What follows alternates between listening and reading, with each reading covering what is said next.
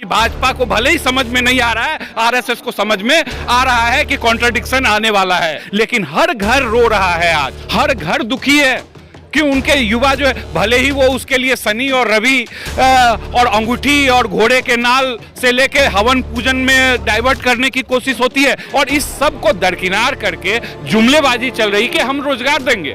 तो इस जुमलेबाजी का कोई मतलब नहीं। मोदी सरकार है, सास सरकार है, ये तो अंबानी अडानी की बिकी हुई सरकार है। कह रही है कि मुनाफे की भी कंपनी को हम बेचेंगे। बैंक को लूट रही है, और लूटने के बाद जब बैंक तबाह हो जा रहा है तो उसको बेचने की बात हो रही है, जिसमें कि पूरे डेमोक्रेसी का जो एक आइडियोलॉजिकल एस्पेक्ट था उसी को ध्वस्त करके पैसे की बिकी हुई सरकार को बनाने का ये जो ट्रेंड चल रहा है, आज हमला उसी पैसे के राज के दौर पर पूरे के पूरे डेमोक्रेटिक स्पेक्ट्रम को ही खत्म किया जा रहा है। सर, आप रोजगार की बात कर रहे हैं यहाँ पर, लेकिन पश्चिम बंगाल में सरकार जा रही है, वो कह रही है हम रोजगार देंगे, आप कह रहे हैं बेरोजगारी फैल रही है। वो तो 15 लाख भी दे रहे थे और उसके बाद जुमला भी बोलते हैं। ये सवाल ये नहीं है कि कौन कह क्या रहा है, सवाल ये है कि पॉलिसी क्या है, नीति क्या है। जब आप एक के बाद एक तमाम सरकारी जितने भी जिसको हम सरकारी उपक्रम हैं उनको बंद कर रहे हैं, उनको प्राइवेटाइज कर रहे हैं, तो फिर नौकरी आप कहां से देंगे कि फिर वो पकौड़ा तलने को आप नौकरी बोलने लगे। तो ये तो सीधा सीधा जुमलेबाजी है, क्योंकि एक बात बहुत स्पष्ट है कि सरकार के जितने भी महकमे हैं, रेल है, तमाम एयरपोर्ट हैं, तमाम और जितने पब्लिक सेक्टर है, उस पब्लिक सेक्टर ये सारे के सारे यूनिट ऐसे हैं जहां रोजगार बड़े पैमाने पर लोगों को मिल रहे हैं, और उनको आप हटा के वहां फिक्स टर्म पोस्ट लाके कि ठेके भी नहीं, ठेका से भी नीचे हालत हो गई है कि फिक्स टर्म पोस्ट ले आए हैं, लेबर कोड में चेंज कर दिया है। और इससे हो क्या रहा है, हो ये रहा है कि पूरी की पूरी जो अर्थव्यवस्था है जिसमें मजदूरों का हिस्सा लगातार घट रहा है, लगातार अर्थव्यवस्था मंदी में जा रही है, और इस सब को दरकिनार करके जुमलेबाजी चल रही कि हम रोजगार देंगे। तो इस जुमलेबाजी का कोई मतलब नहीं है। सरकार ने तो कहा है कि हम कोई कंपनी चलाने नहीं आए, हम तो वेलफेयर करने आए, जन कल्याण की करने आए, हम कोई कंपनी नहीं चलाएंगे। देख, सबसे बड़ा जन कल्याण क्या है? सबसे बड़ा जन कल्याण जो आज के रेट में हो सकता है वो हो सकता है कि लोगों को रोजगार मिले। सवाल ये है कि सरकार क्या रोजगार देने की स्थिति में है, और वो कह रही है कि भले ही कोई कंपनी मुनाफे में हो। पहले तो इतनी निर्लज्जता होती थी, इतनी शर्म होती थी कि कहते थे कि जो घाटे की कंपनी है हम उसको बेचेंगे। अब तो ये जो वर्तमान मोदी सरकार है, सास सरकार है, ये तो अंबानी अडानी की बिकी हुई सरकार है। कह रही है कि मुनाफे की भी कंपनी को हम बेचेंगे, और इसीलिए वो ये नया जुमला लेकर आई है कि हम जो एग्जैक्टली बैंक को लूट रही है, और लूटने के बाद जब बैंक तबाह हो जा रहा है तो उसको बेचने की बात हो रही है। तो ये जो लूट है और उसके बाद बेचने का जो पूरा मसला है, ये इन दोनों की सरकार, मोदी और शाह की सरकार है। इसीलिए वो गलत जुमला नहीं है हम दो हमारे दो। तो पॉलिसी कैसी बना रही है सरकार जब जनता का फायदा नहीं हो रहा, तो करना क्या चाहती है आखिर? ये इनको ये लग रहा है कि ये जो 2 साल उनको एक बार और टर्म मिल गया है, इस टर्म का वो फायदा उठाकर जितना ज्यादा से ज्यादा पैसा कमा लें। और ये जो इलेक्टोरल बॉन्ड अभी भी निकला है, आप पता कर लीजिए, तमाम इलेक्टोरल बॉन्ड में जो 85% वो एक पार्टी को जा रही है, यानी चारों तरफ से पैसा वसूल लो और उन पैसों को लेकर अपने नीतियों को, उन्हीं पूंजीपतियों के नीतियों को आगे बढ़ाओ, और जब सारी पार्टियां को तबाह कर दो, उनके स्ट्रक्चर को तबाह कर दो। भले ही जनता ने किसी को वोट दिया, सरकार तो बनेगी इन्हीं की बनेगी, क्योंकि ये पैसे से खरीद लेंगे। तो ये जो चल रहा है, जिसमें कि पूरे डेमोक्रेसी का जो एक आइडियोलॉजिकल एस्पेक्ट था उसी को ध्वस्त करके पैसे की बिकी हुई सरकार को बनाने का ये जो ट्रेंड चल रहा है, वो डेमोक्रेसी के लिए सबसे खतरनाक है। और ये 2-3 साल आगे के उसी दौर को देखना और समझना होगा कि अगर डेमोक्रेसी बचेगी तब तो कोई जन कल्याणकारी नीति भी आ सकती है। आज हमला उसी पैसे के राज के दौर पर पूरे के पूरे डेमोक्रेटिक स्पेक्ट्रम को ही खत्म किया जा रहा है। लेकिन सर, विरोध तो हर कोई कर रहा है, किसान भी कर रहे हैं, मजदूर भी कर रहे हैं, और जो सरकारी कर्मचारी वो भी कर रहे हैं, छात्र भी कर रहे हैं, पर सरकार पे तो कोई फर्क नहीं पड़ता। यही तो, क्योंकि उनको लग रहा है कि संसद में असीम बहुमत है,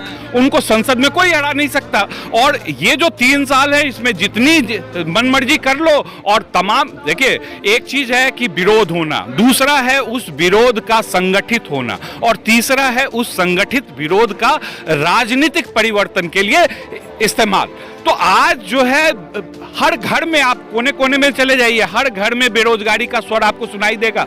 हर घर दुखी है कि उनके युवा जो है, भले ही वो उसके लिए शनि और रवि और अंगूठी और घोड़े के नाल से लेके हवन पूजन में डाइवर्ट करने की कोशिश होती है, लेकिन हर घर रो रहा है आज, क्योंकि वहां पर वही नहीं, मैं वही बताना चाह रहा हूं कि ये जो असंगठित दर्द है उसी को संगठित करने का एक स्वरूप किसान आंदोलन ने दिखाया, उसी का एक स्वरूप मजदूर आंदोलन के रूप में भी दिखाई दे रहा है। लेकिन आज जो युवा यहाँ हैं संख्या में, भले ही इनकी संख्या जो है वो 1000 और 500 के अंदर है, लेकिन ये दर्द बयां कर रहे हैं उन करोड़ों लोगों का जो हर घर में सपना लिए हुए हैं और उन सपनों को आज तोड़ा जा रहा है। तो ये जिस दिन राजनीतिक परिवर्तन के लिए ये विरोध जो है संगठित हो जाएगा, उसी दिन पत्ता साफ हो जाएगा। और ये लोगों ने देखा है, शीला दीक्षित का रातों रात जो है कांग्रेस जो है वो गायब हो गई, आम आदमी पार्टी जो कहीं नहीं थी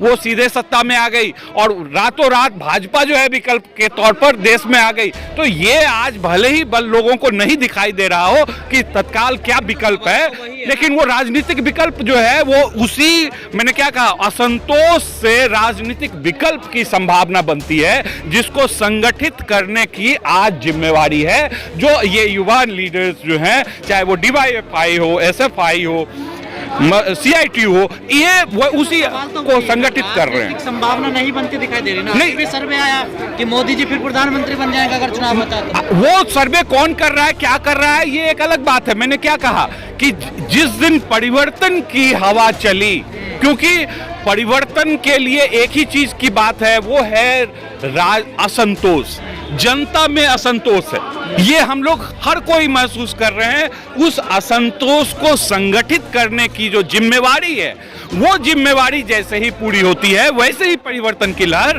गूंजेगी। तो ये परिवर्तन, ये विरोध, मैंने आपको बताया, किसान आंदोलन भले ही आपको किसी रूप में दिखाए, हर घर में वो आंदोलन आज गया हुआ है। किसान का जो विरोध है, ये जो MSP है, वो MSP कानून बने, ये हर घर, भले ही वो बिहार हो, भले ही वो उत्तर प्रदेश हो, जहां ये आंदोलन नहीं है, उन घरों में भी ये एक राजनीतिक चेतना बन के गई है। सरकार को तो फर्क तो नहीं पड़ना ना, चेतना जाने। ये फर्क न पड़ने का नाटक है। फर्क जो पड़ेगा वो आप देखेंगे बंगाल और 5 जो राज्यों का चुनाव है उसके परिणाम के बाद देखिएगा एक फर्क आएगा। आपको मैं अभी एक फर्क बता रहा हूँ। 2 दिन पहले RSS का जो है वो एक पूरा परिवर्तन हुआ है, उसके लीडरशिप में, पूरे नेतृत्व में परिवर्तन हुआ है। उस परिवर्तन को आप देखिए, तब समझ में आएगा कि भाजपा को भले ही समझ में नहीं आ रहा है, RSS को समझ में आ रहा है कि कॉन्ट्रडिक्शन आने वाला है।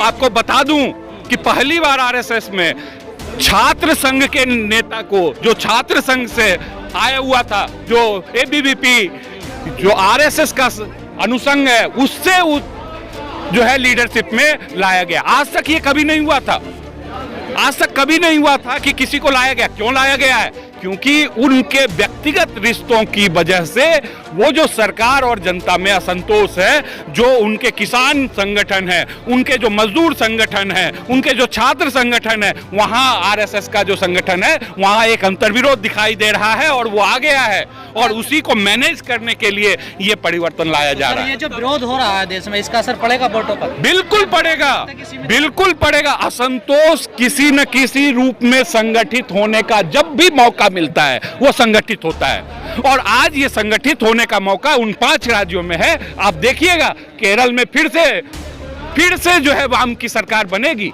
ये पहली बार चमत्कार होगा, बहुत दिनों के बाद ये पहली बार चमत्कार होगा। और वो चमत्कार क्यों होगा? क्योंकि संघर्ष, जनता के असंतोष को संगठित करने का काम जो है वो कर रही है वो सरकार। लेकिन बीजेपी तो कहती है कि वाम से सबसे ज्यादा खतरा देश को। अब बीजेपी जो है उनको पता है कि सबसे ज्यादा खतरा बीजेपी को किसी से है तो वो है वाम से। एक और बात बता देता हूं, आपको याद होगा जब बंगाल में वाम हारा था तो भी एजेंडा क्या था? सिंगूर, नंदीग्राम, मतलब प्राइवेटाइजेशन और कमर्शलाइजेशन। एजेंडा जो था, इलेक्शन का एजेंडा जो था वो वाम का एजेंडा था, ना कि दक्षिण का। आज जो है कोशिश ये हो रही है कि वाम के एजेंडे को ही दरकिनार कर दिया जाए। बेरोजगारी का सवाल, भूख का सवाल, महंगाई का सवाल, ये जो तमाम सवाल हैं ये वाम के सवाल हैं। उन वाम के सवाल को दरकिनार करने की जो है कोशिश चल रही है और वाम को पता है दक्षिण को कि उसका अगर कोई विकल्प है तो वो है वाम, और उसी लिए वो लगातार इस बात को कहती है। भाजपा और आरएसएस जानता है कि उसका सबसे बड़ा दुश्मन और कोई नहीं है, वो है वामपंथी।